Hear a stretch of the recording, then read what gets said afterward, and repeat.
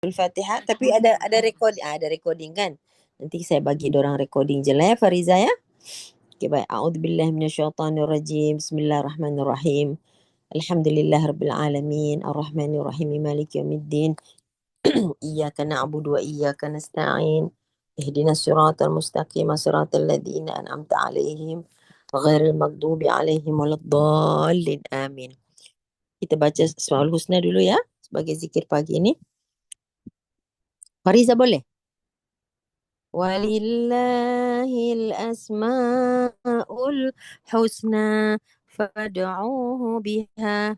Ya Allahu ya Rahman ya Rahim ya Malik ya Quddus ya Salam ya Mu'min ya Muhaimin ya Aziz Jabbar ya Mutakabbir ya Khaliq ya Bari ya Musawwir ya Ghaffar ya Qahhar ya Wahhab ya Razzaq Fattah ya Alim ya Qabid ya Basit ya Khafid ya Rafi' ya Mu'izzu ya Mudillu ya Sami' ya Basir ya Hakam ya Adlu ya Latif ya Khabir ya Halim ya Azim ya Ghafur ya Syakur ya Aliyu ya Kabir يا حفيظ يا مقيت يا حسيب يا جليل يا كريم يا رقيب يا مجيب يا واسع يا حكيم يا ودود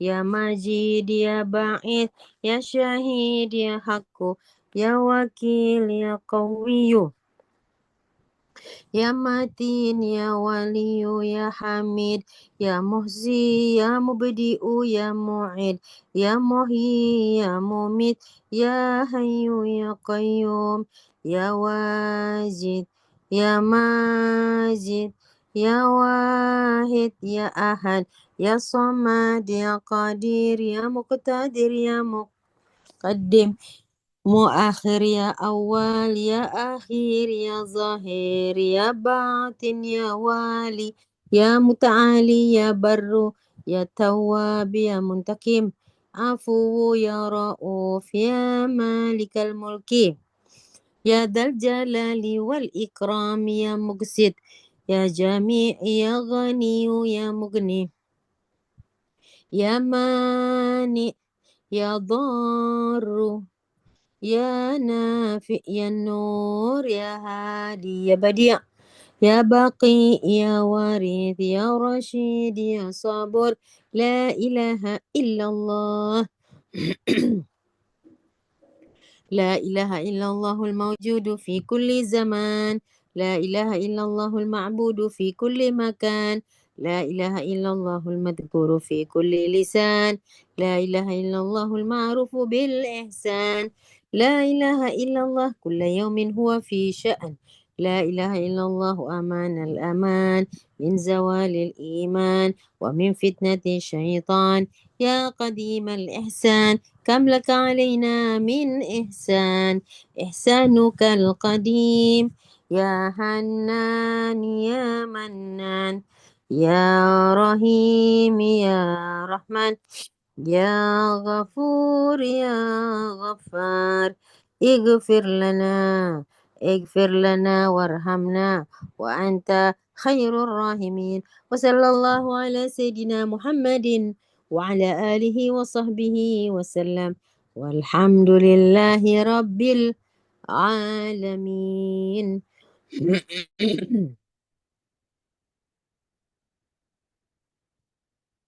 الحمد لله الذي أحد الفرد الصمد الذي لم يلد ولم يولد ولم يكن له كفوا أحد أشهد أن لا إله إلا الله وحده لا شريك له وأشهد أن محمدا عبده ورسوله اللهم صل وسلم وبارك على سيدنا محمد وعلى آله وصحبه أجمعين اللهم صل وسلم وبارك على سيدنا محمد وعلى آله وصحبه أجمعين اللهم صل على سيدنا محمد وعلى آله وصحبه أجمعين اللهم أنت ربي لا إله إلا أنت خلقتني وأنا عبدك وأنا على عهدك ووعدك ما استطعت أعوذ بك من شر ما صنعت أبوء لك بنعمتك علي وأبوء بذنبي فاغفر لي يا الله فاغفر لي فاغفر لنا فإنه لا يغفر الذنوب إلا أنت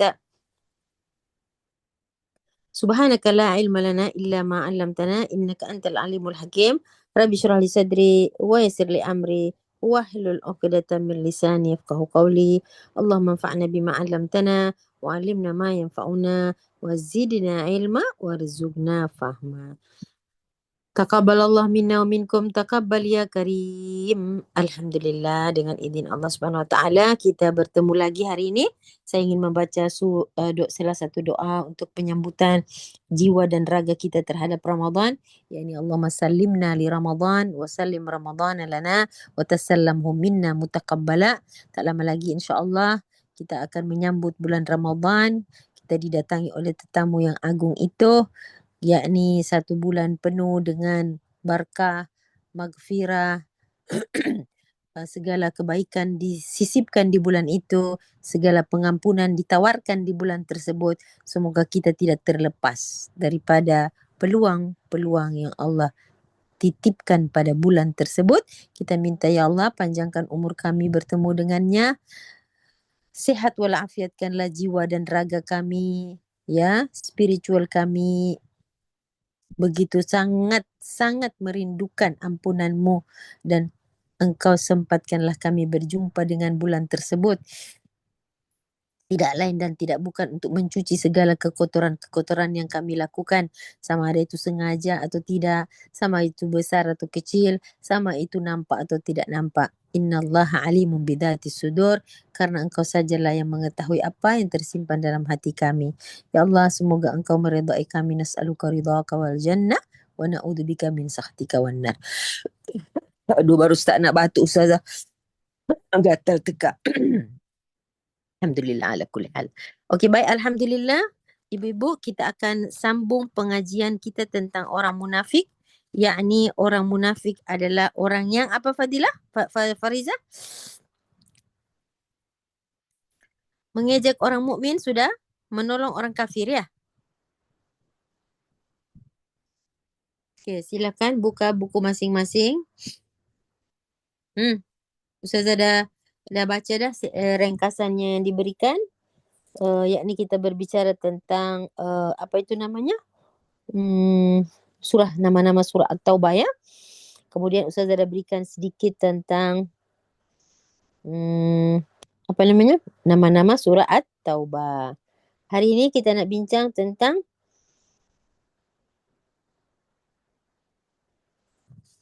tanda-tanda orang munafik dalam Al-Quran, khususan bersubahat, Ustazah. Ya, bersubahat. Kalau kemarin tu bersumpah dusta, maka bersubahat untuk membunuh orang mukmin. Bersubahat untuk membunuh orang mukmin. Okey, ibu-ibu dah dapat dah tentang perang Tabuk. Perang Tabuk itu banyak diceritakan di dalam surah At-Taubah. Ya. Surah At-Taubah. Ya, dia banyak berbicara tentang perang Tabuk. Okey, sebentar ya. Ustazah akan perhatikan dulu umur tu. Sekadar memberitahu tentang perang Tabuk. Ibu-ibu tahu tak perang Tabuk itu dia berlaku bila? Perang Tabuk. Tabuk itu nama satu tempat. Ya. Tabuk itu adalah nama satu tempat. Ya, sebuah tempat dia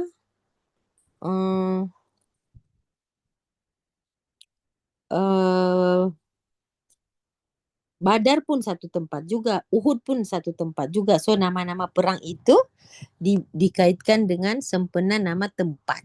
Ya, Badar tempat dia, Uhud, Tabuk pun sama juga. 9 Hijrah, Ustazah. Iya. Perang Tabuk itu kalau Nabi SAW masuk ke Madinah itu dan duduk di Madinah itu selama 10 tahun ya, 10 tahun. Tahun pertama tidak ada perang. Nabi berada di Madinah, tidak ada perang. Pertama sekali itu Nabi baru menyusun Konstitusi of Madinah.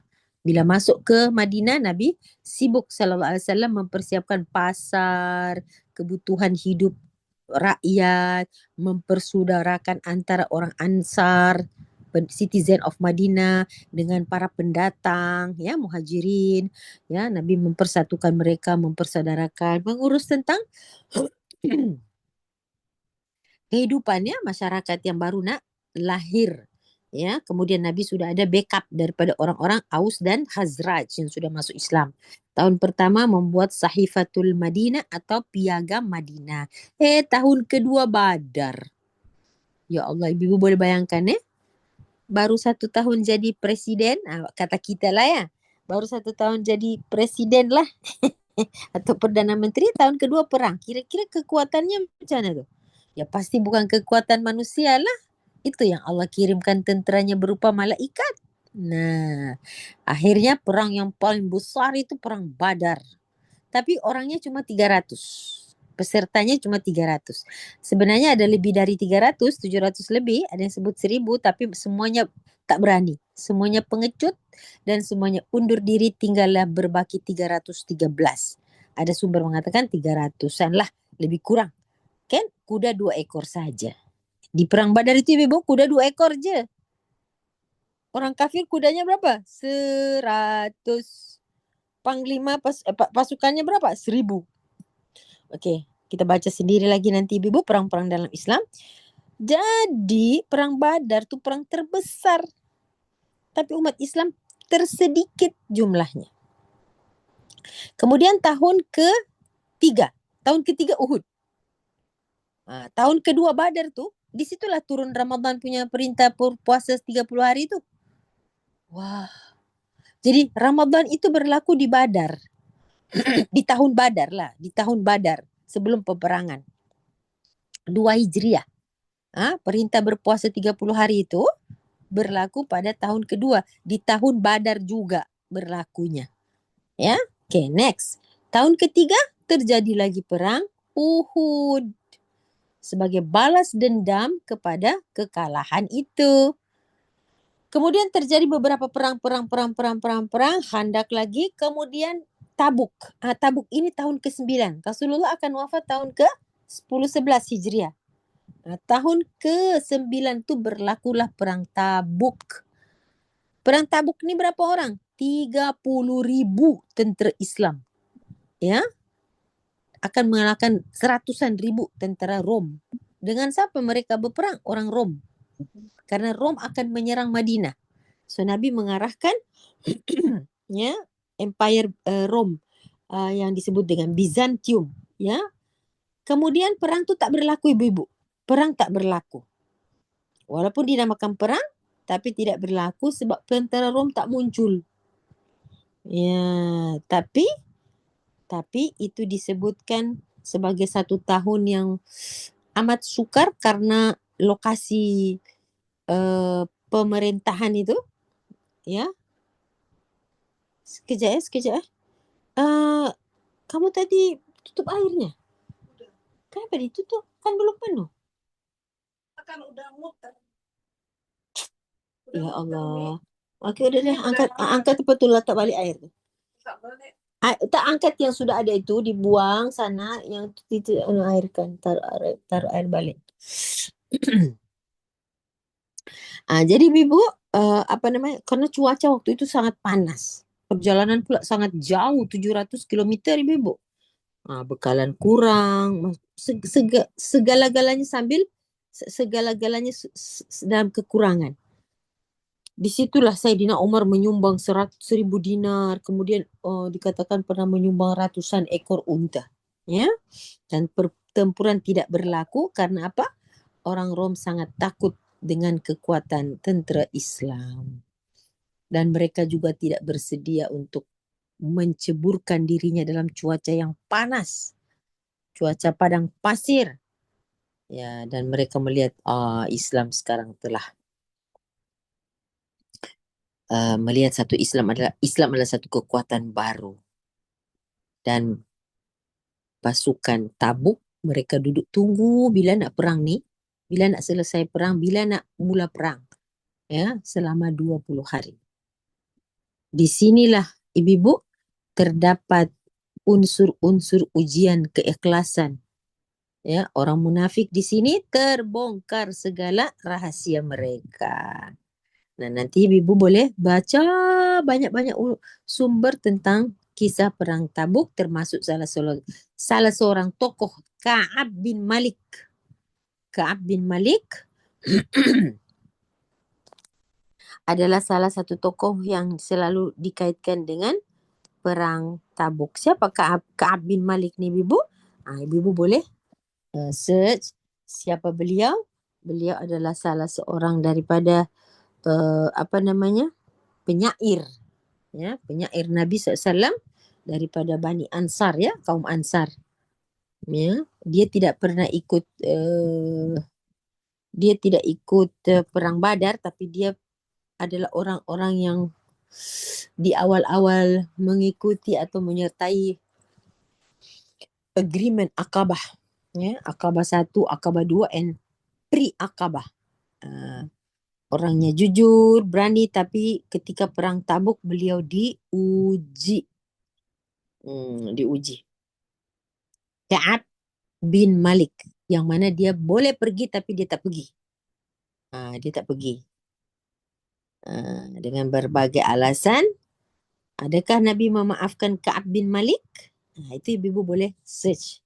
Ya, macam mana Nabi menghukum kepada orang-orang yang punya kekuatan dan kemampuan pergi tapi tak nak pergi. Kenapa? Takut mati. Kenapa? Tak bolehlah, ada isteri di rumah, ada anak, ada orang tua di rumah. Kasihanilah kami. Macam itulah. Kita belum nak mati, kita nak hidup lagi. Adakah kita because tidak ikut Nabi pergi berperang kita dikatakan munafik ke? Macam tu ibu. Panjangnya cerita tentang perang Tabuk, khususnya ibu boleh baca Ka'ab bin Malik. Okey, akhirnya Allah terima taubatnya Ka'ab bin Malik. Yang Ka'ab menangis, Ka'ab berlari menuju kepada Rasulullah meminta maaf. Cerita itu ibu kena dapat dan taruh satu kertas kecil dalam surah At-Taubah tu, ada sekitar beberapa ayat ibu. Kisah tentang Ka'ab bin Malik, salah seorang dari penyair Rasulullah yang mempunyai alasan menangguh-nangguhkan untuk ikut perang. Nabi pun sempat macam nak marah. Akhirnya Allah ampunkan Ka'ab bin Malik. Okay. Hari ini kita akan pergi terus kepada tajuk kita, ibu, yakni tajuk tentang bagaimana ciri-ciri orang munafik yang berikutnya. Mereka bersubahat membunuh orang beriman. Ya. Orang munafik ini pengecut, berani yang samar-samar. Beraninya samar-samar, tak jelas berani atau tidak. Itu namanya pengecut. Jom. Kita akan mulakan dengan surah Al-Baqarah ayat 205. Al-Baqarah 205.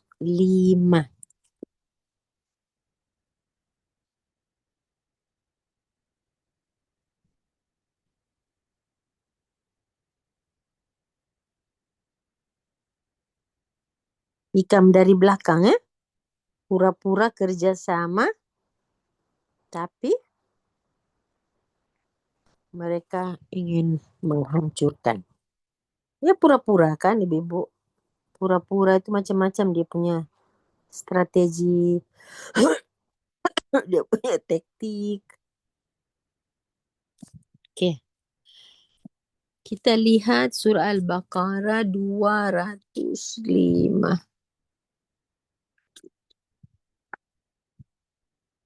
Kalau 201 itu Rabbana Atina, ibu. Ingat ya, Rabbana Atina fi dunia hasanah tu. Okay. Jom kita lihat tajuk di dalam surah Al-Baqarah 204 adalah tajuknya perbuatan orang munafik. Clear ya, ibu? Di atas ayat 204 Quran terjemahan ya. Ada tajuknya tak Kak Nora punya? Di atas. Ada Ustazah. Apa tajuknya? Perbuatan orang-orang munafik. Okey, cantik. Okey, hari ini kita belajar tentang perbuatan mereka tu macam mana. Dia bermula dari ayat 204. A'udzu billahi minasyaitonir rajim. Wa minan nasi. Wa minan nasi. Ini bukan kali pertama kita jumpa wa minan nasi. Ada banyak wa minan nasi, wa minan nasi. Di antara manusia ada orang-orang yang apa Ustazah? May yu'jibuka qawluhu fil hayatid dunia. Di antara manusia ada orang yang kalau dia cakap ucapannya, woi kamu terkagum-kagum. Yu'jibuka. Yu'jibuka qawluhu. Yang kalau dia cakap tu, meremang bulu roma. Macam tu kan. Kalau dia cakap tu, tenganga kita. Artinya yu'jibuka tu menakjubkan kamu. Terpinga-pinga kita. Terkesima. Gitu kan? Sebab percakapan seseorang itu kan, dakwah itu kan artinya seperti mempengaruhi. Kan? May yu'jibuka qawluhu fil hayati dunia. Hari ini banyak tak orang macam tu? Kalau dia cakap je, cair sudah kita. Wa yushhidullah ala ma fi qalbihi. Saya takut betul ayat ini. Sedangkan dia punya hati tu sedang dilihat oleh Allah.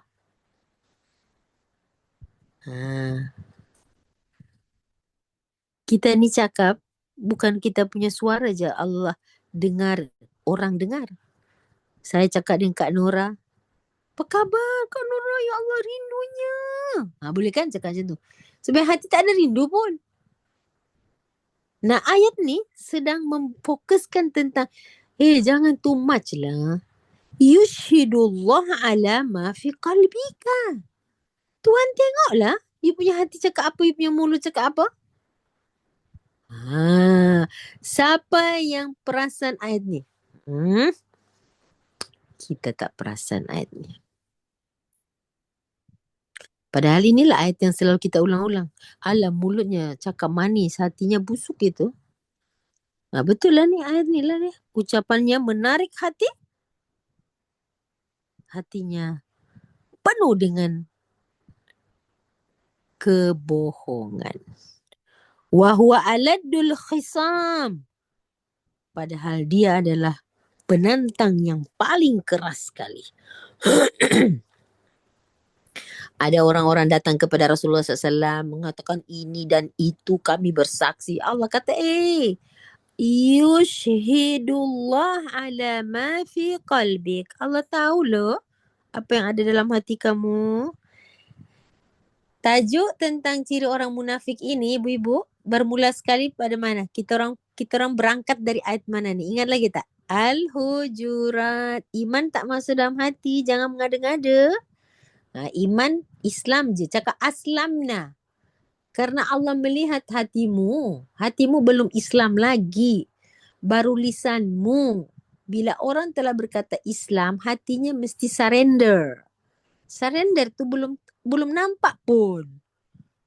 Kita boleh lah cakap. Tapi Allah kata, yushhidullah ala ma fi qalbika. Wa huwa aladdul khisam. Sedangkan dalam hatinya penuh dengan segala macam helah. Lihat 205. Wa idza tawalla. Jika dia hilang dari engkau, dia berpaling dari engkau, fil ardi liyufsida fiha. Ia berjalan di muka bumi untuk mengadakan kerusakan. Artinya apa? Yalah, kata-kata manis tadi itu sebenarnya semua adalah berupa racun saja. Wa yuhlikal hartha. Merusak tanam-tanaman dan binatang ternak, wan nasla. Dan Allah tidak suka wala la yufsidul fasad. Wallah la yufsidul fasad. Okey, lihat. Kita dah tengok dah kan? Dibongkarnya rahasia pada 205. Lihat ayat 207. Wa minan nas. Wa minan nas. Ada dua wa minan nas di situ kan? Okay, now kita masuk 206 dulu. Wa idza qila lahu ittaqillah, bila dikatakan kepada orang-orang ini, ittaqillah, bertakwalah kamu pada Allah. Apa yang akan berlaku pada orang itu? Akhadhathul izzata bil ithmi. Garis bawah perkataan akhadhathul izzatu bil ismi. Dia punya kesombongan, bangkitlah kesombongannya. Seolah-olah awak baru nak ngajar saya takwa, saya dah lama dah takwa. Macam tu. Bangkitlah kesombongannya, dan kesombongan itu menyebabkan dia mengalami satu keadaan yang membuat dia bersalah di hadapan Allah. Al-ism. Fahasbuhu jahannam. Orang macam ni, reward dia tidak ada lain kecuali jahannam. Kenapa? Karena Allah tahu apa yang ada dalam hati dia. Wala bi'sal mihad. Di situ saja orang-orang macam ni punya tempat. Dia tidak ada tempat sejengkal pun di syurga. Waliyahzubillah. Itu mena'uzubillah. Ayat 207. Wa minan nas. Di antara manusia Allah kata. Ini tengah Allah sedang detailkan ibu-ibu sifat-sifat ni. May yashri nafsahu bitigha'a mardatillah. Ada juga di antara manusia ini Allah nampak hati dia. Mau dikeji, mau dipuji, mau ada orang, mau tak ada orang. Memang dia punya matlamat ibtigha' mardatillah. Wallahu ra'ufum bil ibad. Ada di antara orang-orang yang Allah nampak sendiri dia mau mengorbankan dirinya. Mau dikeji, mau dipuji sama aja. Dia memang nak cari redha Allah, bukan cari redha manusia. Oleh kerana itu Allah kata, kalau kamu membuat keputusan untuk memilih Islam, ya ayyuhalladzina amanu udkhulu fis-silmi kaffah. Masuklah dengan sempurna, jangan setengah-setengah. Jangan mulut Islam, hati tidak. Jangan mulut Islam, hati Islam, perbuatan pula lain macam. Masuk semua sekali. Kafah. Kafah. Jangan tudung je luaran Islam, dalaman tidak. Dalaman Islam, tudung tidak. Ajar kata apa, walaupun tak bertudung, tak bertutup hijab, yang penting hatiku berhijab. Macam mana pula jadi gitu?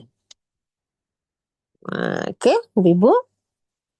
Bagi warna kuat-kuat pada ayat 208. Ya ayyuhalladzina amanu, kalau kamu nak masuk Islam, udkhulu fis-silmi kaffah. Sudahlah perbuatan-perbuatan yang tercampur aduk tu. Cuci sudah. Buang. Karena Allah hanya menerima yang pure saja. Sedangkan you nak minum oren pun yang pure juga. You tak mau yang campur-campur kan? Semua orang nak madu. Nak madu yang pure. Madu asli. Nak makan ini yang grade A punya. Kenapa kita mempersembahkan Islam kita caca marba kepada Allah? Kenapa nak minum susu? Susu lembu yang susu murni. Gitu kan? Habis tu iman kita murni ke? Iman kita bersih ke? Daripada segala bentuk kemunafikan, kekufuran, kesyirikan. Malu kita sebagai hamba Allah. Mau pakai semua yang ori.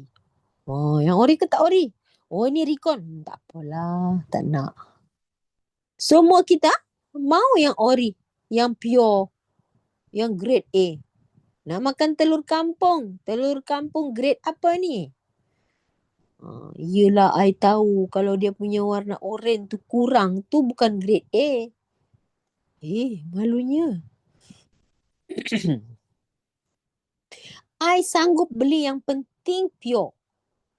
I tak makan lah yang rikon-rikon ni, yang apa? Yang second class ni. Astagfirullah. Cuba you check you punya iman. Yang grade A ke?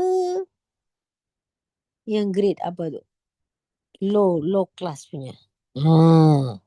Malu kita ibu. Sebenarnya nak kita nak grade A yang pure itu, Allah kata Islam yang kafah semua. Cakapannya menunjukkan orang Islam, niatnya, perbuatannya. Ada 3 unsur yang kita kena jaga ibu. Kata-kata kita, isi hati kita dan perbuatan kita. Sebab di situ tempatnya iman. Iman itu apa? Mengucap dengan lisan, meyakini dengan hati, menunjukkan dengan perbuatan. Yang kita pula tak apa, mulut je jahat, hati baik. Ay, kita punya dalil baru pula. Ya kan? Apa Ustazah, kata-kata dia je kasar tapi dia tu baik. Kita pula pergi sokong. Akhirnya apa? Confused. Dia ni sebenarnya baik ke jahat? Kita menyusahkan diri kita sendiri kan? Kita menguatkan dalil yang lemah tu. Apa? Kata-kata saya saja kadang-kadang pedih. Tapi sebenarnya hati saya baik. Betul tak ibu? Biasa ada gitu kan Fariza kan? Dah jadi hadis. Macam hadis sahih.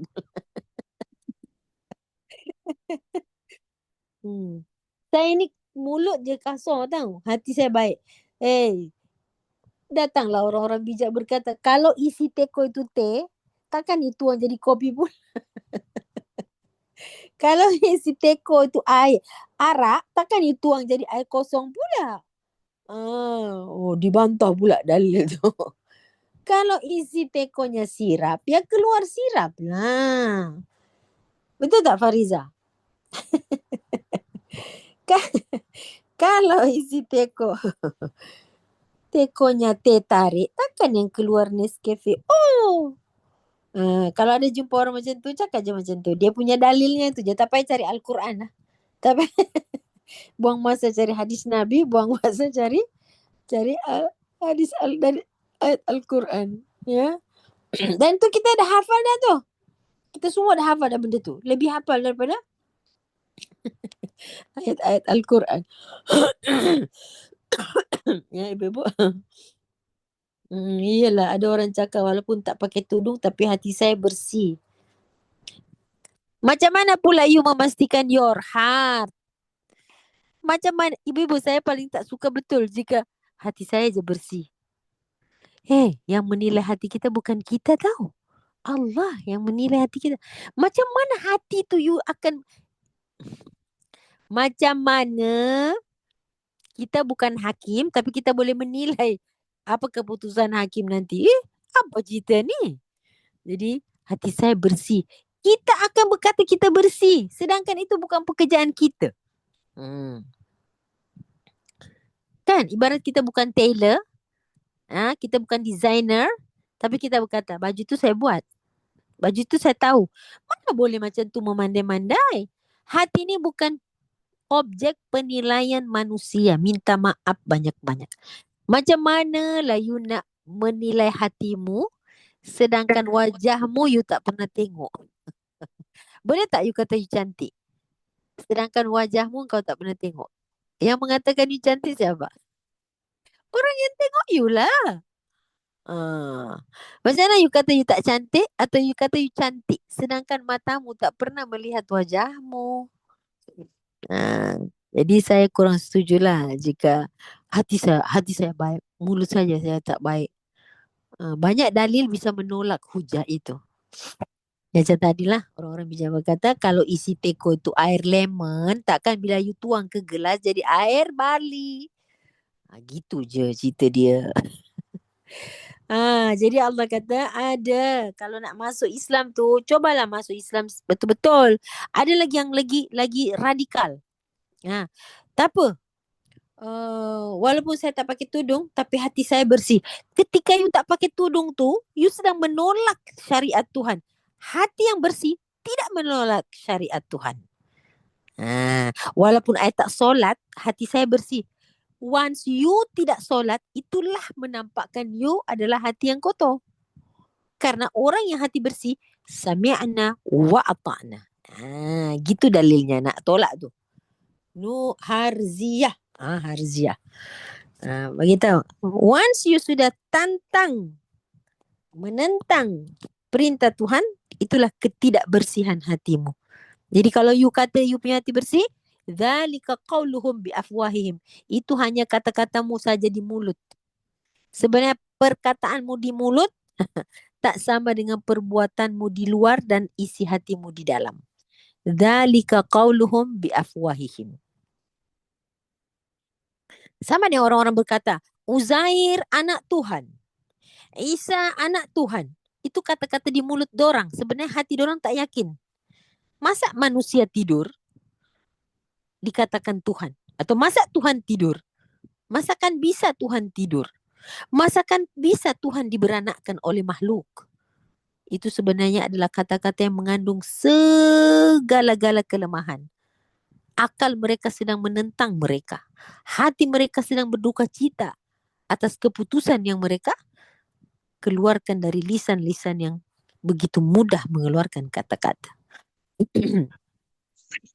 Oh, iki. Ibu-ibu tutup suaranya, ibu-ibu. Kenapa dibuka tuh suaranya? Apa iki?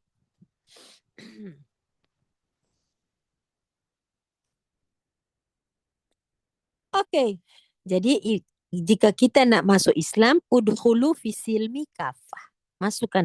Udkhulu fi silmi ka. Ka tu panjang 6. Udkhulu fi silmi kafah. Ka. Panjang tu ka. Bukan udkhulu fi silmi kafah. Bukan kan? Ka tu panjang 6 harkat kan, wakaf lazim kan? Wakaf lazim kalimi muthaqal. Siapa belajar tajwid ni? Siapa ustazah tajwid di sini? Ini adalah kafa ni 6 harakat mad lazim kalimi. Sebab dia dalam sebuah kalimat. Muthaqal. Muthaqal itu sebab fa-nya ada tasdid. Ada sabdu. That means kafanya itu ka-nya panjang, fa-nya itu kafah.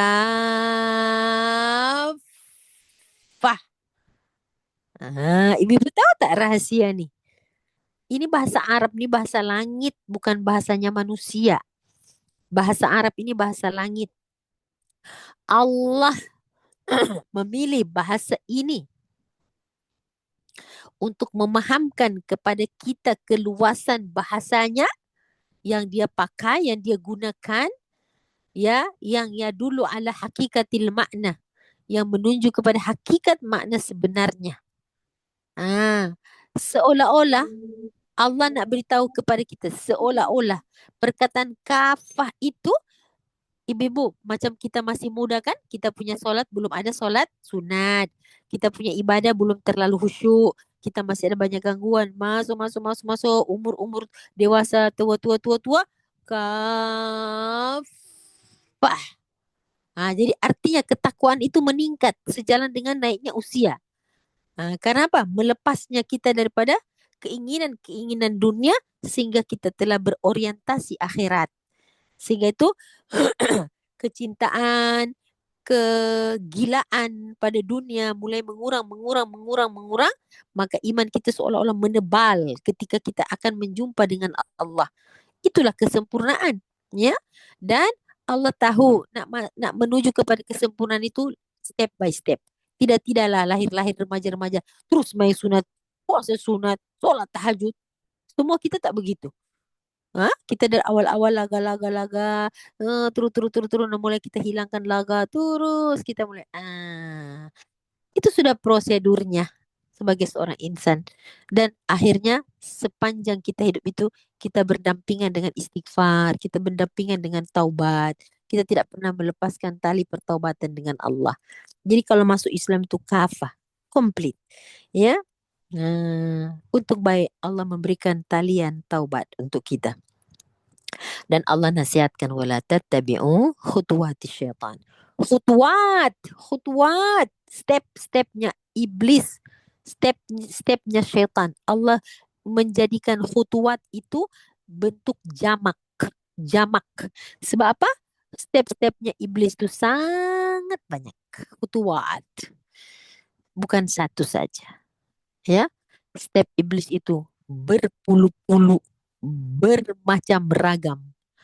Dan iblis merupakan makhluk yang tidak pernah berputus asa untuk mencelakakan kita. Wala tattabi'u khutuwati syaitan innahu lakum aduwwum mubin. Dia adalah musuh. Hati-hati. So kamu kena declare perang dengan dia. Fa'in zalaltum, kalau kamu tergelincir dari jalan Tuhan. Mimba dimaja'at humul bayinat, kalau kamu tergelincir setelah kamu dapat petunjuk dari Allah, Allah kata, cepatlah balik. Fa'lam. Hendaklah kalian ambil tahu bahwa Tuhan kalian azizun hakim. Ya, fa'annallaha azizun hakim. Tuhan kamu itu amat aziz, perkasa, dan dia maha bijaksana. Artinya apa? Dia tahu ketergelinciranmu. Dan dia tahu kamu diberi pengetahuan untuk pergilah kepada Allah dengan cara tubu ilallah. Bertaubatlah. Oke, itu mengenai orang-orang munafik. Berhentilah dari kemunafikan itu. Oke, saya akan masuk balik kepada ayat yang ke-205. Apabila orang-orang munafik itu tawalla itu tawalla itu kalau saya tengok sini artinya berpaling dari kamu, artinya beredar, menjauh dari kamu. Dia melakukan fasad fil ardi dan halaka. Ada dua perbuatan di sini, Ibu. Satu, fa, sin, dal. Fasad. Yang kedua, ha, lam, kaf. Halak.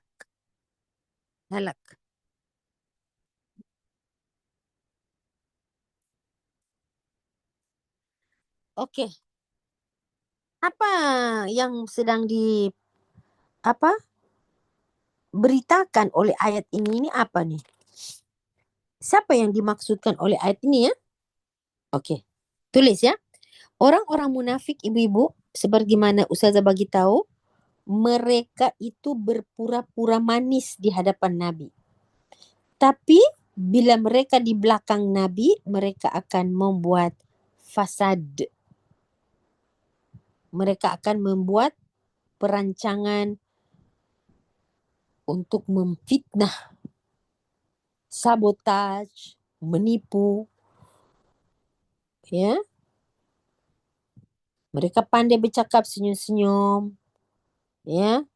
Bersumpah menjadi orang Islam.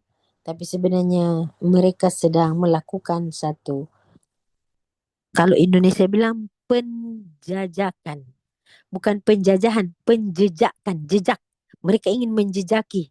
Dia ini macam mana? Kalau dia ini sukanya makan ini, kerupuk. Kita letak racun di situ. Dia ini suka pergi pasar jam sekian. Kita letak duri kat situ. Itu dia orang akan menjejaki.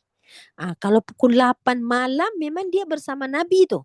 Balik tu sekitar 8.30. Time tu lah kita serbu dia. Itu namanya penjejakan.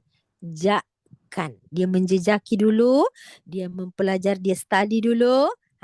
Baru dia akan melancarkan sabotage. Okay? Dia akan mengadakan sabotage. Okey, kemudian yang berikutnya, ayat selanjutnya adalah ayat yang menetapkan tentang dia halaka. Halaka ini ibu-ibu, kalau fasad, rosak masih nampak. Contoh, kebun jagung dirusak oleh ulat. Sawah padi dirusak oleh hama wereng. Kita nampak, alamak, padi tak menjadi. Kita tak ada pemupukan, pembajaan, penjagaan, tak ada. Oh, rusak diserang padi itu. Alamak. Patutnya padi itu kita boleh harvest dalam 30 kilo. Ya Allah, kita cuma dapat 5 kilo gitu. Akhirnya 25 kilo rusak dimakan hama. Itu tanda-tanda kerusakan tu masih bersisa, masih berbaki. Itu fasad. Fasad. Tapi kerusakan yang ditimbulkan oleh halaka, ibu-ibu tak nampak ini. Ini apa ini? Kebun ini kebun apa ini? Sawah padi ke jagung ke apa? Kerusakan tu sampai tak nampak ini kebun apa. Bila dirosak gitu. Kerusakan yang sampai tidak meninggalkan saki baki. Itu kerusakan yang bisa dilakukan oleh orang-orang munafik. Ada dua. Satu masih nampak balance-nya, bakinya, sisanya. Satu dia rusak total. Habis. Tak nampak. Ini kebun apa nih? Kebun jagung ke?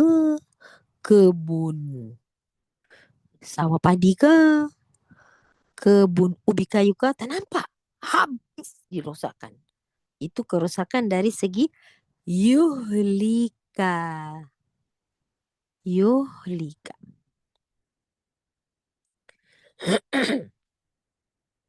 Jadi yuhlika itu kata ulama lebih kepada bunuh habis. Contoh, si A dibunuh. Kalau masih tersisa dia punya tangan dan kaki itu masih fasad. Tapi kalau dia tak tahu mana habuk ke, tinggal habuk, dibakar misalnya. Tak nampak ini orang ke, lembu punya tulang ke. Dia tak tahu mana tulang kaki, mana tulang tangan. Hancur total. Begitu. Itu halaka. Ya.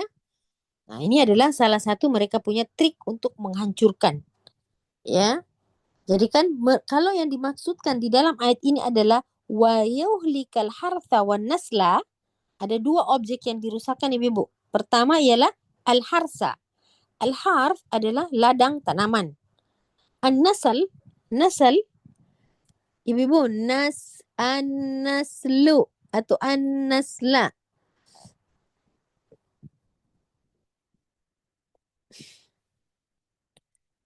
Buang huruf nun, alif, lam. Alif, lam, nun buang, tinggalkan dua huruf je. Sin dengan lam. Ibu-ibu tahu tak? Kalau ustazah ada anak, zuriat itu dipanggil nasal.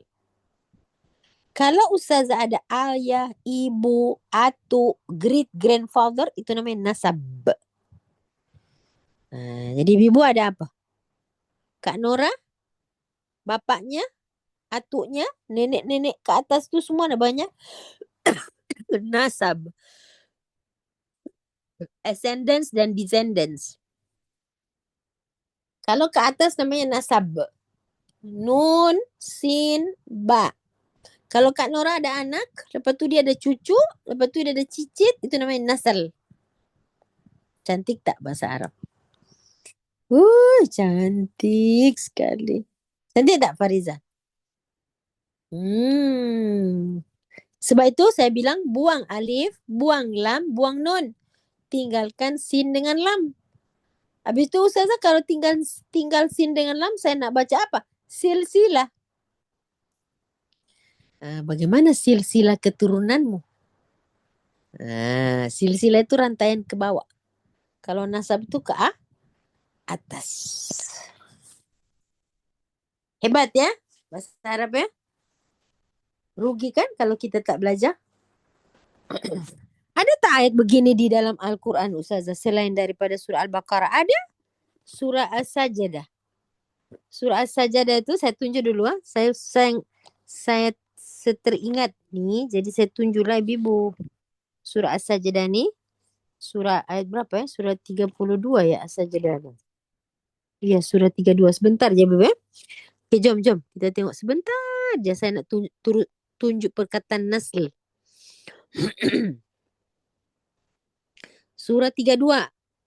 Surah As-Sajdah. Fariza, muka surat berapa? Surah 32, surah As-Sajdah.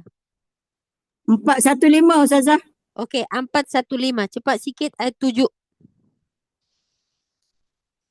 Tuhan itu, Tuhan kita itu adalah Tuhan yang alimul ghaibi. Tuhan yang mengetahui benda yang gaib. Tuhan kita itu Tuhan yang alimul ghaibi wasyahadah. Mengetahui yang jelas, yang nampak dan yang gaib. Dia itu Al-Aziz Ar-Rahim. Dia maha perkasa tapi dia sangat penyayang. Alladhi ahsana kulla syai'in khalaqahu. Dia membuat segala sesuatu yang dia ciptakan itu dalam keadaan cantik. The best creature. Wa bada khalqal insan min tin. Dia menjadikan awal-awal manusia itu daripada tin. Iaitu Nabi Adam. Thumma ja'ala naslahu. Itulah perkataan naslahu. Nabi Adam daripada tin. Ya, Nabi Adam tidak disebut daripada nutfah, air yang dipancarkan. Tapi turunan anak-anak Nabi Adam, kita-kita ni, dicipta dari ja'ala naslahu min sulalatin min ma'im mahin. Anak keturunan Adam dari mak. Mak tu apa? Air. Dah, perkataan nasal ada dalam surah As-Sajdah ayat 8. Saya just nak tunjuk dia punya kata-kata lah supaya ibu-ibu alert lah pada kata nasal itu. Jadi kalau Kak Nora ada bapa tu nasab. Kalau ke bawah namanya nasal, silsilah ke bawahnya. Nah, orang-orang kafir mereka akan merusak, bukan kafir, orang-orang munafik mereka akan merusak dengan cara tadi yuhlikal harsa wan nasla. Mereka bisa merosakkan itu semua, ya. Artinya apa? Mereka bisa merusakkan ekonomi dan kehidupan, menghancurkan masa depan umat. Ya, kalau kita sebut silsilah keturunan kita, maknanya masa depan lah. Kita punya cucu ada masa depan. Kita dah nak mati dah. Cicit kita. So, orang-orang munafik ini mereka merancang bukan hancurkan kita je. Dia akan hancurkan ke bawah sana. Mereka sanggup melakukan apa saja untuk saling menumpahkan, menghancurkan orang-orang yang beriman. Termasuklah melenyapkan orang-orang beriman di muka bumi. Dengan apa? Ya, membunuh, memecah belahkan umat Islam, melemahkan kekuatan orang Islam.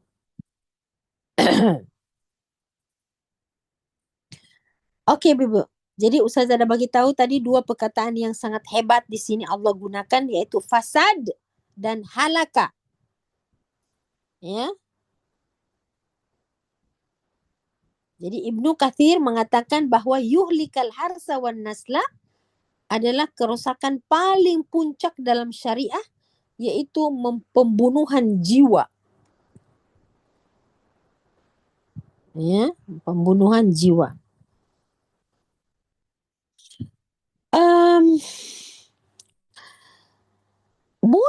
Bunuh, tulis ya, bunuh ada dua maksud. Pertama, membunuh dan tercabutnya nyawa kita. Sehingga matilah kita. Itu bunuh yang pertama. Bunuh yang kedua, Anda tetap hidup. Tapi keberanianmu dibunuh.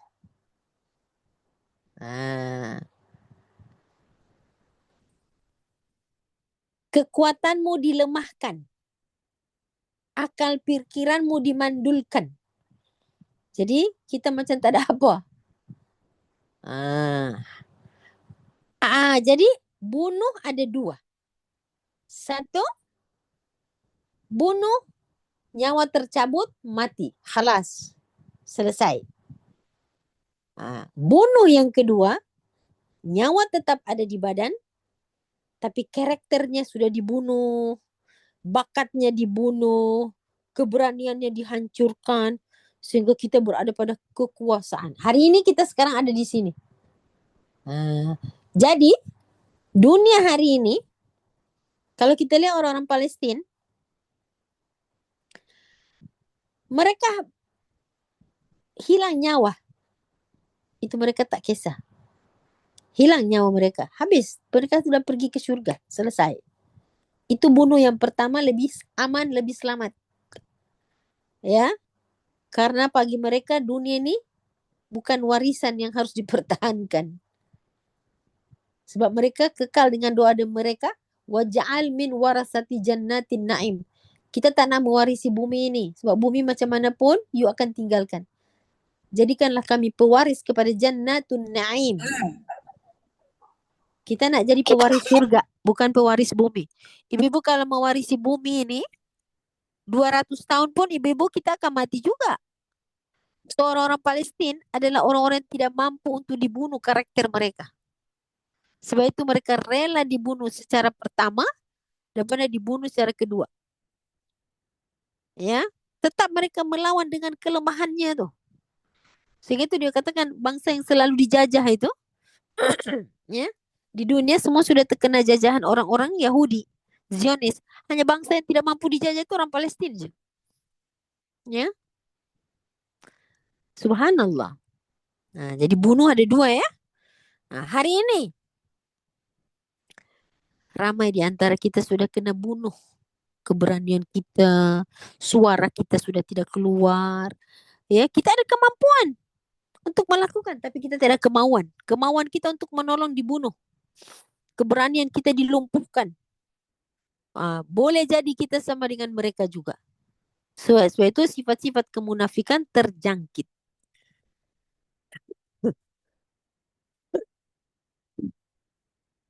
Jadi kita dijajah secara mental. Membunuh karakter.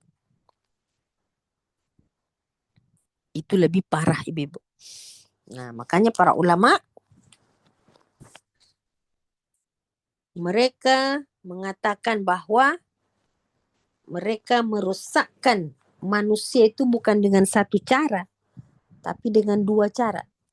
Ketika ekonomi orang-orang Islam telah dikuasai, seorang orang Islam tidak buat apa-apa, telah dibunuh kekuatan mereka untuk melakukan sesuatu. Bergantung kepada mereka semuanya. Tidak ada lagi dirusak ya Bu. Dengan rancangan-rancangan mereka kita dikuasai. Ya. Ya Ibu.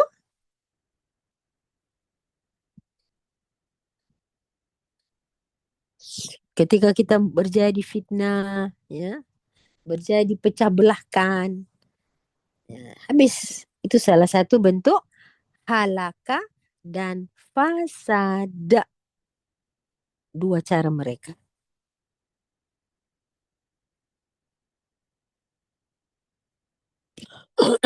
Ya, kalau yang dirusakkan tanaman-tanaman, membakar, memotong dan lain sebagainya, itu kita sudah nampak di depan mata. Tapi kalau merusakkan anak kita, membunuh secara langsung, yaitu menghilangkan nyawa, atau membunuh secara tidak langsung. Kalau saya tak salah ingat ya Ibu, saya selalu berikan contoh. Seorang anak dan seorang ayah. Ada seorang ayah tuh,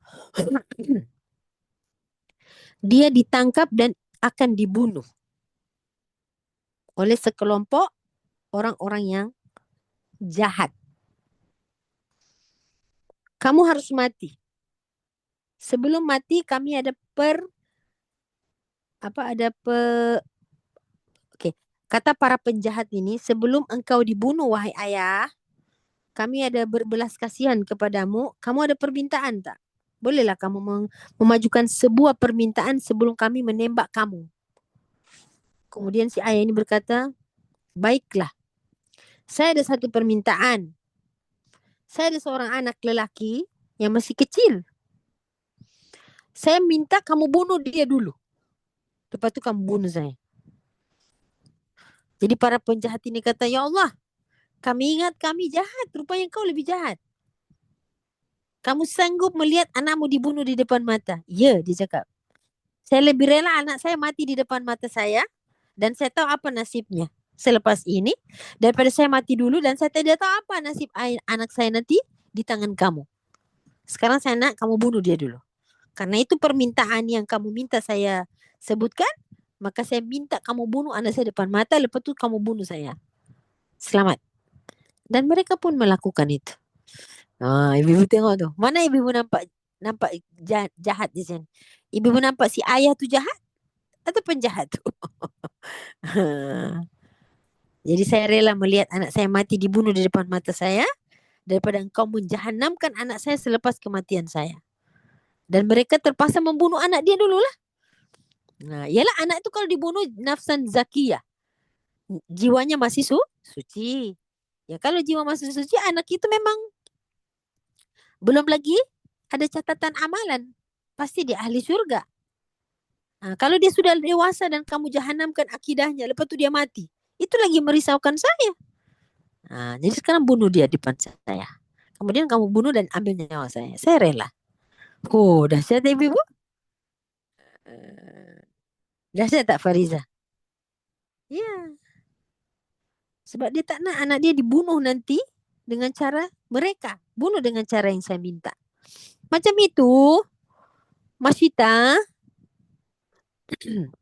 ahli sihir Fir'aun tu, ahli sihir pula.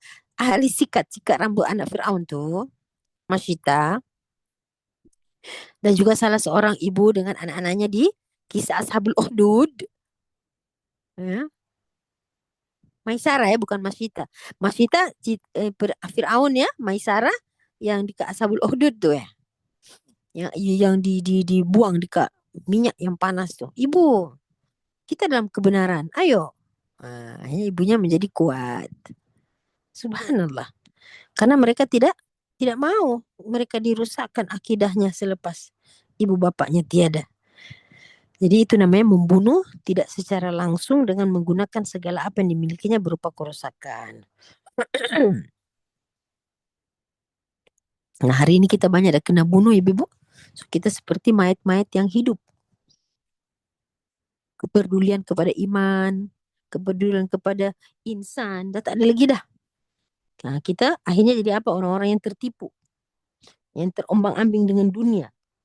Yang confused. Yang akhirnya apa? Bila kita tidak menemukan jalan pulang kepada Allah, habislah kita.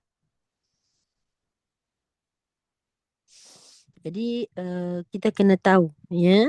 Kita kena bagi tahu. Kena tahu dan kena bagi tahu kepada anak-anak turunan kita. Jangan terpesong dengan kata-kata iklan-iklan yang maksudnya buruk, mencampur adukan yang benar dan yang salah. Tapi kita akhirnya bersetuju. Ya, sami'na wa ata'na. Okey.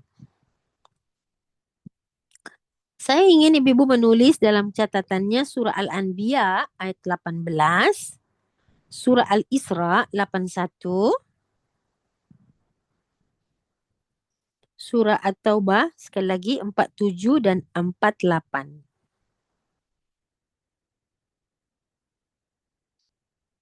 Kemudian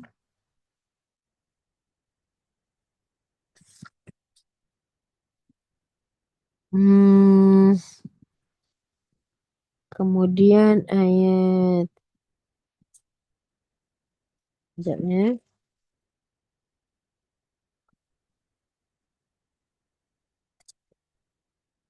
Al-Anbiya 18, Al-Isra 81, Taubah 47, 48.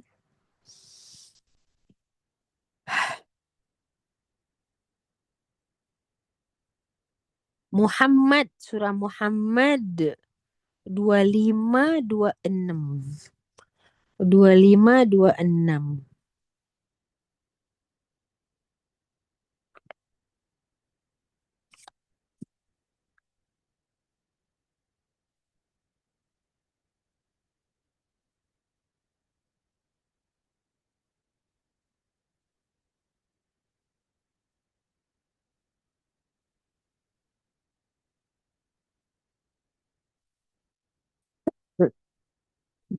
Okay.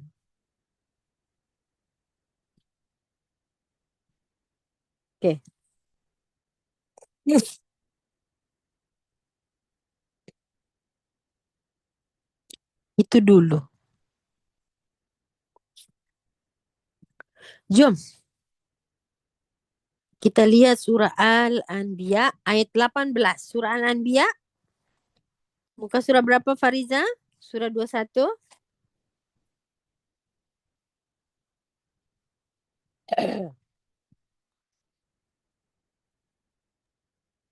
Muka surat 322 Ustazah. 322.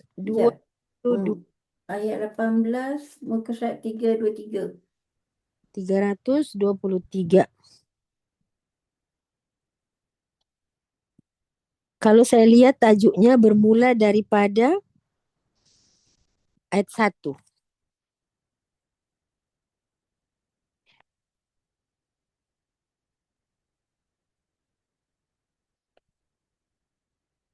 Ini kisah tentang apa tahu? Ini kisah tentang bagaimana orang-orang musyrik mengejek-ejek Rasul.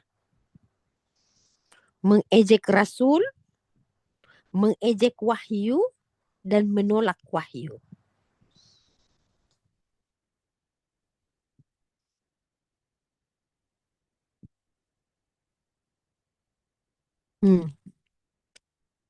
Mereka mengejek Nabi. Ibu-ibu boleh baca semua tu sampai datanglah ayat ke-15. Okay? Okay. Saya akan mulakan ayat ke-16. Okay, ibu. Jom. A'udzu billahi minasyaitonir rajim. Wa ma khalaqnas samaa'a wal arda wa ma bainahuma la'ibin. Allah buat satu statement begini. Wa ma khalaqnas samaa'a wal arda.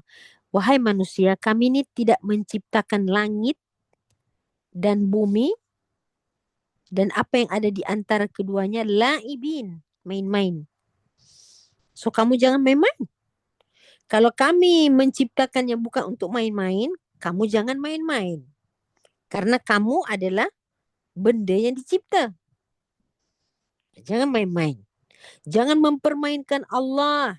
Jangan mempermainkan aturan Allah. Jangan mempermainkan makhluk Allah. Kami tidak cipta kamu untuk main-main. Ya kan? Main-main di sini artinya apa? Ya main-main itu saja-saja. Kami tak cipta itu untuk saja-saja. La'ibin. Mal'ab adalah padang mainan. Tempat main-main. Dunia bukan mal'ab. Dunia adalah mazra'. Mazra' itu apa? Tempat menanam. Tempat berbuat. Kami tidak menjadikan dunia ini panggung sandiwara. Macam itulah. La'ibin. Kami tidak menciptakan itu untuk main-main. So kamu jangan mempermain-mainkan Allah, mempermainkan manusia, jangan. Hidup ini bukan main-main. Hidup ini serius. Hidup ini ada tujuan. Hatta aku menciptakan kuman, semuanya ada tujuan. Hatta aku menciptakan penat, penat itu ada tujuan. Apa yang main-main di dunia ini? Rabbana ma khalaqta hadza batilan. Wahai Tuhan kami, tidaklah apa yang kau ciptakan itu semua main-main sia-sia saja-saja. Subhanaka, maha suci engkau ya Allah. Faqina adzabannar. Jauhkan kami daripada api neraka karena kami main-main saja.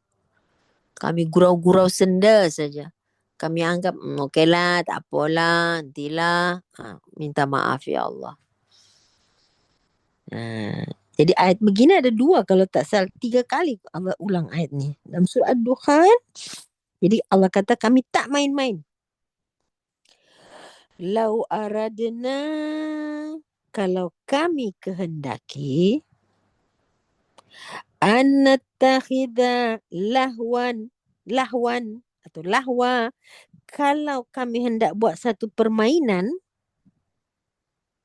latakhadnahu min ladunna in kunna fa'ilin.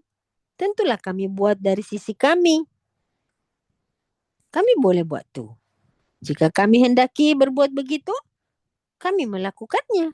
Boleh je Allah nak buat macam tu. Jadi jika kami hendak buat sesuatu permainan, kami bisa buat dari sisi kami. Sesuai dengan sifat kami. Allah boleh buat. Kalau just main-main pun Allah boleh buat juga. Tapi Allah tak pernah buat benda yang saya saja sia-sia tu tak pernah. Semua yang Allah buat mesti ada matlamatnya, mesti ada tujuannya, mesti ada hikmahnya. Tidak ada Allah cipta saja-saja. Even though Allah cipta khinzir. Even though Allah cipta mengantuk. Even though Allah cipta kuman. Semua ada matlamat. So kamu jangan main-main. Begitu. Coba tengok COVID. Semua orang berletih. Kalau ada 1 juta orang, ibu-ibu boleh tak buat data? Berapa orang yang bersyukur, berapa orang yang mengeluh, berapa orang yang bengong. Coba, dalam 1 juta orang tu, ibu-ibu pilih-pilih kelompokkan. Mana grup mengeluh? Saya mula-mula mengeluh, Ustazah. Lepas tu saya bersyukur. Kan? Saya mula-mula sedih, Ustazah. Lepas tu saya gembira pula. Mesti semua jadi gila dengan keputusannya. Betul tak? Saya mula-mula boring. Lepas tu saya bilang, bagus juga COVID ni ya. Betul tak? Saya tanya. Ustazah ramai tu. Mula-mula saya bengong.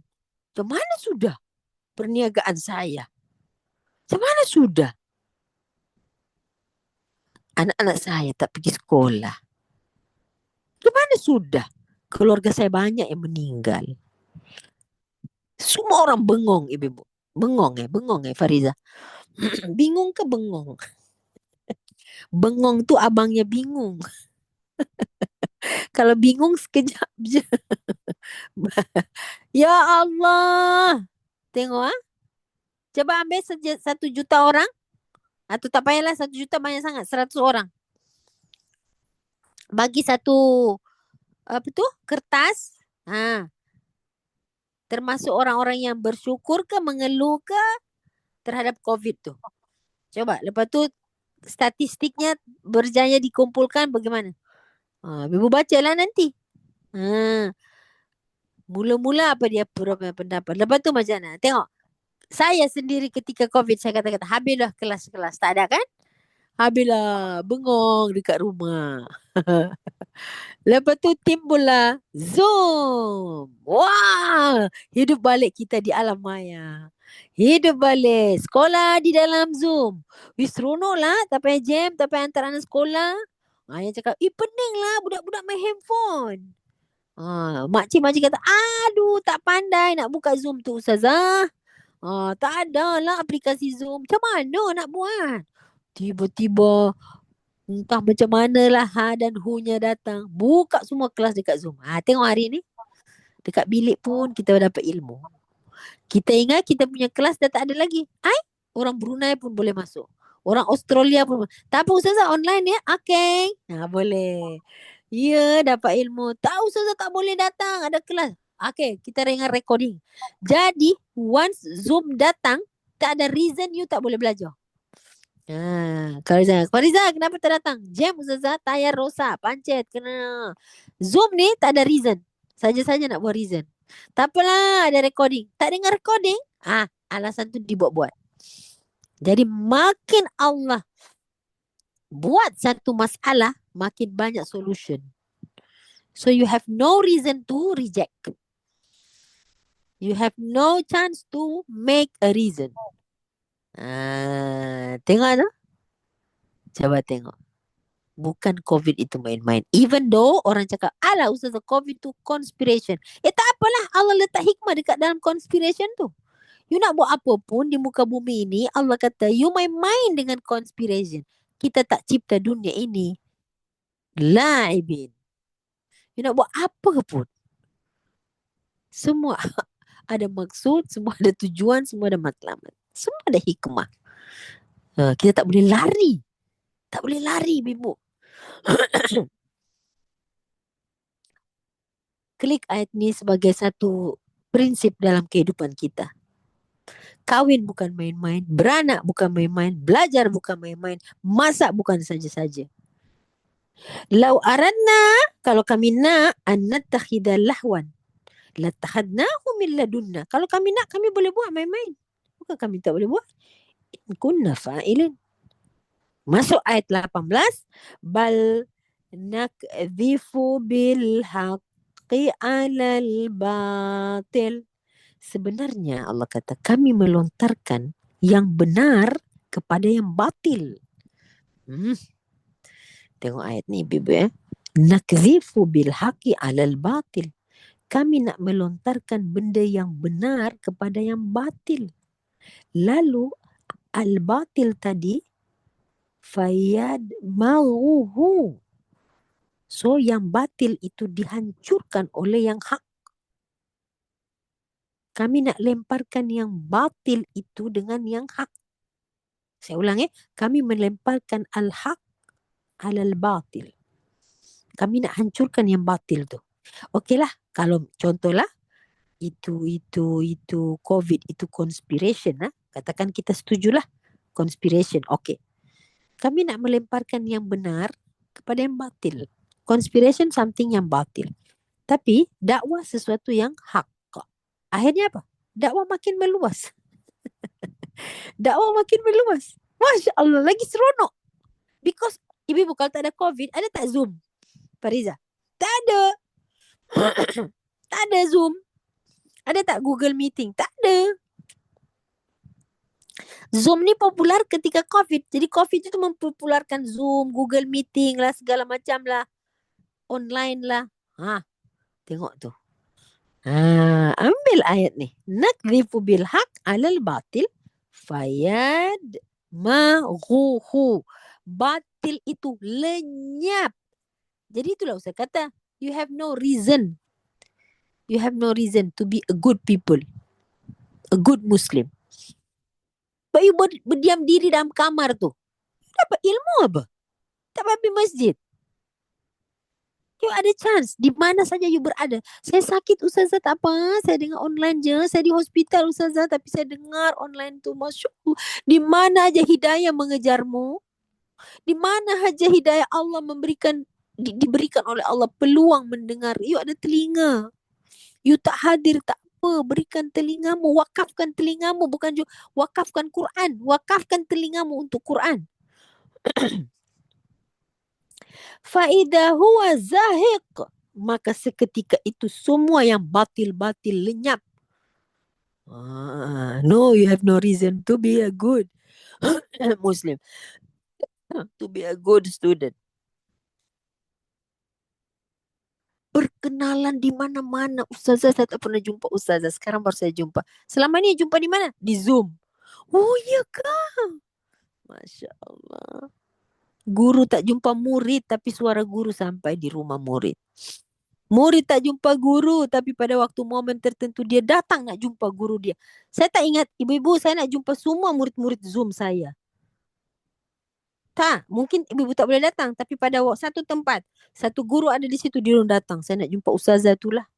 Saya menjumpai ibu-ibu mungkin susah, tapi ibu-ibu menjumpai saya senang je, saya seorang je. Tapi saya nak jumpa. Fariza, berapa hari ni? 100 orang. Saya nak jumpa 100 orang. Mungkin susah bagi saya. Tapi hari ini, ibu boleh datang jumpa saya seorang. Cuma saya seorang je ibu nak datang jumpa. Apa susahnya? Tak susah pun. Gitu. Faidah huwa zahiq. Maka kebatilan tu lenyap. Keburukan tu lenyap. Padahal ini adakan konspirasi orang-orang yang munafik, pura-pura baik. Ya, mereka menciptakan teknologi untuk merusakkan kita, membunuh kita dengan teknologi.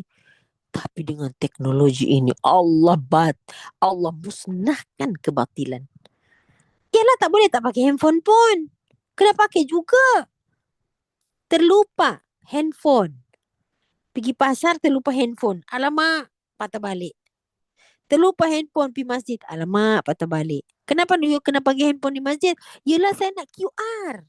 Nak bagi sumbangan pakai QR. Tengok tu. Dia buat benda yang rosak. Tapi kita boleh bermanfaatkan benda dia.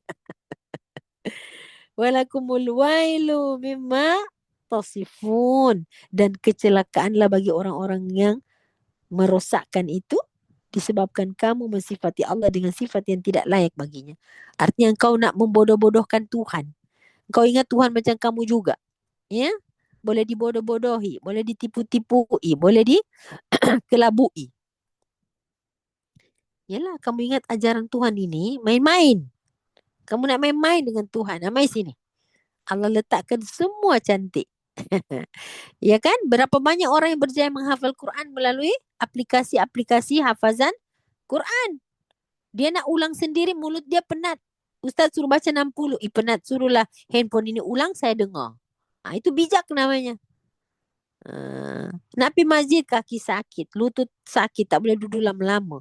Suami tak makan lagi. Cucu tak makan lagi. Cucu tak ada jaga. Tak ada siapa tunggu. Pakailah main online. Yang boleh datang tu, ayo datang. Masih ada kudrat datang. Pandailah you nak manage. Pandailah you menguasai waktu. Masa. Bukan dikuasai oleh masa. Kalau kita dikuasai masa, tak ada benda kita boleh buat, ibu. Baru nak masak, anak sudah balik. Baru nak tidur, cucu sudah bangun. Itu kita dikuasai oleh masa. Kita buang masa dengan alat misalnya. Tapi kita yang menguasai masa, alhamdulillah. Ya kan? Banyak kemudahan yang kita dapat daripada teknologi yang diciptakan oleh orang bukan Muslim. Tapi kita memakainya dengan tangan Allah. Karena kita ada iman. Walahu man fis samawati wal ard. Dan kepunyaan Tuhan segala langit dan bumi. Bukan kamu yang punya. So Allah yang atur. Kamu rosak, Allah sisipkan hikmah. Kamu lalai, Allah ingatkan dengan musibah. Kamu susah, Allah peringatkan kamu dengan nikmat. Masya Allah. Maha baik Allah. Wa man indahu la yastakbiruna an ibadatihi. Kamu jangan melalaikan, menyombongkan diri, mempunyai rasa sombong. Sebab apa? Allah mempunyai junud. Malaikat Allah dipanggil apa? Ibadah. Ibadatihi. Ada ibadatihi itu malaikat yang Allah jadikan tentera-tentera Allah. Wala yastahsirun. Para malaikat, pasukan-pasukan junudnya Allah itu dikelilingi seluruh alam ni. Allah ada junud. Mereka yusabbihuna al-laila wan nahar la yafturun. Tidak ada henti-hentinya. So kemunafikan manusia ini kecil saja. Rancangan-rancangan mereka kecil saja. Ya, tak ada apa bagi mereka untuk mengalahkan Tuhan. Ya, orang munafik itu kan main-main. Sifat mereka kan laibin. Sedangkan Allah tidak menciptakan bumi itu untuk main-main. Buat konspirasi. Buat ini, buat itu. Buat rancangan ini, buat rancangan itu. Hari ini cakap lain, besok lain. Jam 2 cakap lain, jam 3 lain. Itu laibin kan? Huzuan. Olok-olok. Sifat-sifat ini semua jangan. Kamu dikelilingi oleh junud. Junud, ibu-ibu, junud. Junud ialah tentera-tentera. Jundun, satu tentera. Banyak junud. Ya, ada Allah tampilkan di situ malaikat. Dia yang memiliki langit dan bumi. Dan disebutkan di situ waman indahu. Dan ada makhluk-makhluk di sisinya. Siapa makhluk di situ? Kata ulama, ibadah di situ adalah para malaikat. La yastakbiruna an ibadatihi wa la yastahsirun. Mereka tidak merasa letih. Siapa mereka? Yusabbihuna al-laila wan nahar la yafturun. Mereka adalah para malaikat. Situ bukan manusia ya. Situ malaikat. Malaikat itu untuk apa tugasnya? Satu, melindungi makhluk-makhluk Allah. Yang kedua, mungkin menghancurkan. Macam di Badar. Macam di perang Tabuk. Macam di mana-mana perang. Malaikat menjadi tentera Allah. Yang membantu pasukan Muslim. Jadi jangan main-main. Allah mempunyai kekuatan-kekuatan yang kamu tak sedar. Jom saya teringat satu ayat nih. Buka surah apa ya? Fat kalau tak silap saya. Surah Al-Fat, Fat. Surah 40, berapa ya? 8 ya? 48 ya? Bila sebut Junud tu saya teringat. 511 Ustazah. Muka surat berapa? 511.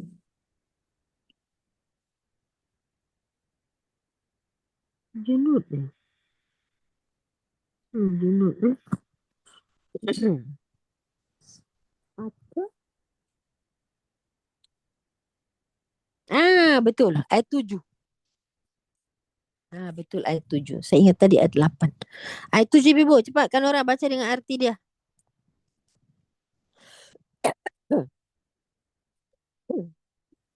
Bismillahirrahmanirrahim. Al-Fat ya Ustazah? 7. Walillahi junudus samawati wal ard wa kana Allahu azizan hakima. Dan milik Allah bala tentera langit dan di bumi. Dan dia adalah Allah yang maha perkasa, maha bijaksana. Garis bawah kata Junud. Tentera Allah dan langit bumi itu siapa? Para malaikat. Tentera-tentera Allah di bumi bukan malaikat saja ya. Tapi number 1 ialah malaikat. So orang-orang ini jangan main-main. Nak membunuh umat Islam, nak menghancurkan karakter mereka, nak merosak turunan-turunannya. Tak apa. Allah ada junud yang melindungi. Walillahi junudus samawati wal ard. Ibu-ibu boleh search tentera-tentera Allah terdiri dari apa-apa. Nombor 1 pasti malaikat. Angin, air, kutu, kuman. Itu tentera Allah sangat banyak ibu. Okey, klik perkataan junud, hafal tu arti dia. Kalau satu jundun, kalau banyak junud.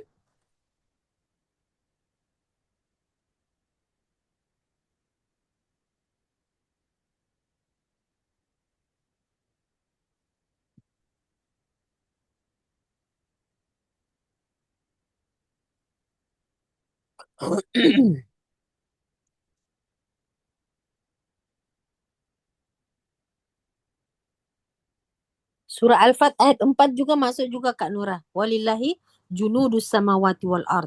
Walillahi junudus samawati wal ard. Ada ayat 4 dan ayat 7 ya.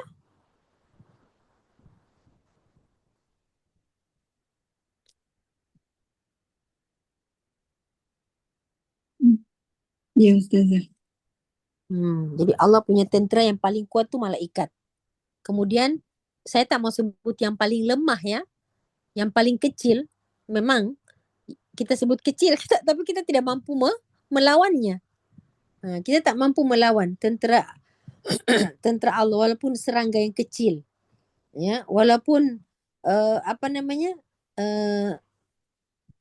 tidak ada tentera Allah yang paling lemah walaupun dalam mata kita dia lemah. Tentera Allah tu semua langit dan makhluk langit dan iblis bukan tentera Allah ya. Jadi walaupun kuman itu ya tentera Allah, serangga kecil tu tentera Allah yang menyerang Firaun, kutu, serangga, katak. Itu dikatakan tentera-tentera Allah. Tapi kita tak boleh cakap semut, nyamuk yang membunuh Namruz. Itu serangga kan? Kita tengok nyamuk ini lemah. Alahai, nyamuk tu tentera Allah Ustazah. Ya, sebab dia berjaya mengalahkan Namruz. Air berjaya mengalahkan Firaun. Bumi menelan Qarun. Ini semua tentera-tentera Allah ibu-ibu. Ibu-ibu, ingat tak peristiwa hijrah? Ingat kan peristiwa hijrah yang Nabi Muhammad mau keluar dari rumah tu? Lepas tu ada siapa yang menunggu di pintu?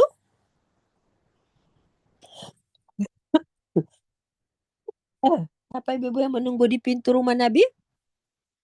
Ayo dong, cepat dong jawab soalan saya. Halo? Rasulullah nak hijrah malam tu. Sayyidina Ali duduk di mana? Di dalam rumah Nabi. Rumah Nabi tak ada security. Siapa yang duduk di depan rumah Rasulullah? Para pemuda. Ya, para pemuda. Mereka duduk, bukan malaikat. Para pemuda duduk di situ. Mengelilingi rumah Nabi SAW. Rumah Nabi tak ada mangga yang besar. Tak ada palang pintu yang besar. Ada pemuda-pemuda duduk di sekitaran rumah Rasulullah SAW. Diorang nak buat apa kat situ? Diorang lepak situ tunggulah Nabi nak keluar. Malam-malam tu Nabi kena keluar malam-malam.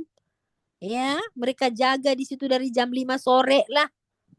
Nabi mau keluar malam kan, dia tunggu di situ. Ustazah, kenapa diorang tak serbu je? Ustazah kata rumah Nabi tak ada security pun, tak ada alam berbunyi pun, tak ada palang pintu besi pun. Kenapa dia tidak terus serbu je? Mereka ada adab juga, tak boleh kacau rumah orang. Nanti kesalahannya berganda-ganda. Tunggu je lah tuan rumah tu keluar. Bila tuan rumah keluar, dia nak bunuhlah Nabi. Rasul SAW telah memasang Sayyidina Ali untuk tidur di tempat situ. Memakai selimut Rasul. Ibu lupa ke peristiwa hijrah tu? Akhirnya, siapa tahu apa yang berlaku? Berjaya tak mereka menanti Nabi? Fariza? Berjaya tak? Tidak berjaya. Apa sebab? Tidur. Para pemuda itu dikirimi oleh Allah Tertidur. satu tentera yang bernama Nu'as. Mengantuk. Mengantuk itu tentera Allah. Kalau kita tak belajar tadabbur, kita tak tahu mengantuk itu tentera Allah. Nu'as. Allah kirim kepada mereka Nu'as. Nu'as itu bahasa Arab. Arti dia mengantuk. Ibu-ibu boleh tengok. Ya. Perkataan Nu'as dalam Al-Quran itu ibu-ibu, Allah pernah kirim kepada umat Islam waktu besok mau perang Badar. Esok hari Sabtu kita perang Badar. Malam ni Allah kirim Nu'as. Mengantuk kepada siapa? Tentera Islam. Untuk apa? Protect mereka dari ketakutan. Kalau besok perang, ibu-ibu bisa tidur ke malam ni? Ya tentu tak bisa tidur lah. Ya kalau ibu-ibu tak bisa tidur malam ni, besok perang ibu-ibu kuat ke lemah? Ya Allah, tak payah ditombak. Ditengok je ibu-ibu dah jatuh. Pasal terhuyung-hayang, tak boleh berdiri mengantuk, tak tidur semalam tu apa jadi? So untuk menambahkan kekuatan orang Islam, tak nak jadi beban, malam-malam Allah kirimkan mengantuk yang kita tak sempat nak fikir besok perang. Mengantuk dalam hal ini disebut tentera Allah. Ibu-ibu jangan bilang mengantuk. Mengantuk tu tentera Allah kau Ustazah. Ibu-ibu menganggap mengantuk itu sebuah kelemahan. No. Kita lebih lemah dari mengantuk. Coba hari ini semua mengantuk. Coba Ustazah hari ini diserang ngantuk. Kalah saya. Tidak. Coba tengok. Even though you think mengantuk itu satu yang lemah, you lebih lemah dari mengantuk itu. Sebab itu kita dikalahkan oleh ngantuk. Maka mengantuk itu disebut tentera Allah. Ada tak dalam Quran Ustazah? Ya ada dong. Ayat berapa? Ayat 11. Surah apa? Surah An-Nahl. Itu adalah An-Nu'as di dalam perang Badar. Fariza, baca. Surah 8 ayat 11.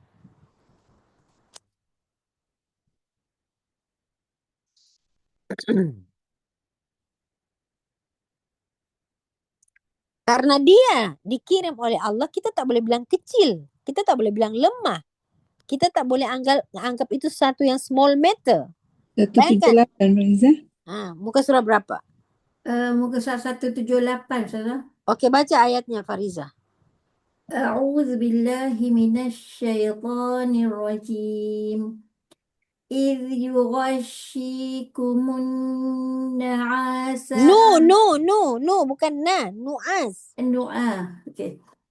إذ يغشيكم النعاس أمنة منه. Stop. Baca maksud. Sampai situ je dulu. Ketika kamu diselubungi rasa mengantuk sebagai satu ketenangan daripadanya. Allah bagi kita nu'as. Orang-orang Islam pada waktu itu dikirimkan nu'as. Supaya apa? Mereka tidur lena.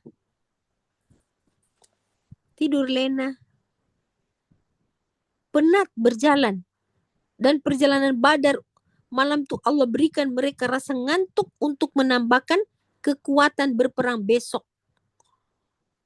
Dikirimkan nu'as sebagai amanatan. Amanatan tu apa? Ketentraman. Tak nak fikir. Ya Fariza, besok hari raya. You tak ada barang-barang nak masak jadi kuih besok, ketupat. Malam ni Fariza boleh tidur? Tak boleh tidur. Ustazah, santan habis, gas mati. Kenapa? Ya besok tamu ramai, tak boleh. Itu Fariza bukan nak berperang, nak nyambut tetamu. Coba, boleh tidur? Ya tak bisa tidur, hanya kerana santan habis. Kerana gas habis. Besok tamu datang jam 9, kedai tak buka. Pun Fariza tak boleh tidur malam tu. Just nak fikir nak bagi makan tamu. Ini mau perang loh. Bisa tidur? Tak bisa tidur. Kuda 2 ekor. Tentera 300 orang. Senjata hanya berapa ketul. Mana bisa tidur? Maka Allah kirimkan tentera Allah dulu. Namanya An-Nu'as. Tidur rasa ngantuk yang menstabilkan emosi mereka. Hilang ketakutan mereka. Membersihkan fikiran mereka. Supaya besok fokus kuat dalam jihad perang. Ya Allah. Tengok tu. Allah datangkan Nu'as, ibu-ibu. Saya ingat ada lagi satu. Kemudian ayat 11 tu bukan cuma nu'as je Allah kirim. Allah kirim kepada mereka apa? Hujan. Wa yunazzilu alaikum minas sama'i ma'an liyutahharakum bih. Hujan. Ya kalau tidur pasti ada hujan, pasti lenanya lain macam kan? Sejuk gitu kan? Ada hujan. Wa yudhiba ankumur rizq. Karena enaknya tidur katanya sehingga ada yang mimpi junub. Malam tu. Enaknya tidur. Tak nak fikir pun tentang kiamat besok ini. Berperang ini. Ya. Kemudian Allah datangkan hujan. Sehingga apa? Liyurbita ala kulubikum wa yuthabbit bihil aqdam. Allah datangkan itu apa?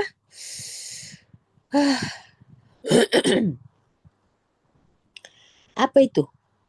Tanah-tanah menjadi basah sehingga kuda-kuda orang kafir kakinya melekat di pasir-pasir yang sudah mengeras itu. Mudahlah ditebas leher-leher mereka. Ya karena kita tak ada alat. Kuda hanya 2 ekor. Macam mana nak kejar? Tapi kuda-kuda mereka menjadi, kuda-kuda orang kafir itu menjadi lemah. Sebab apa? Asyik tertanam. Sebab itu banyak yang bisa kena tebas oleh orang Islam. Pelajari tentang nikmat Tuhan dalam Badar. Ya, belum lagi orang munafik yang menyusup di situ. Ya, kemudian satu lagi saya teringat satu ayat ni. Ali Imran ibu-ibu, Ali Imran ayat 154. Itu tentang Uhud. Kalau tadi tentang pasukan Badar, Ali Imran ini kalau tak silap saya tentang Uhud ya. Ayat 154, Fariza baca 154.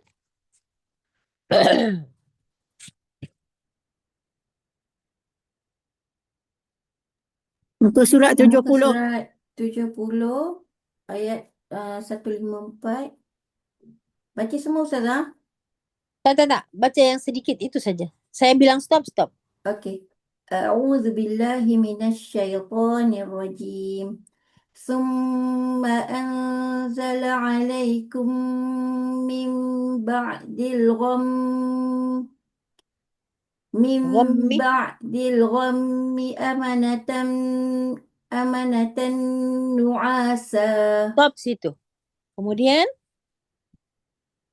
Sambung ke? setelah Sambung ke baca no, terjemahan. Summa, kemudian setelah kemudian Allah menurunkan kepada kamu dari sesudah kesedihan itu rasa aman mengantuk.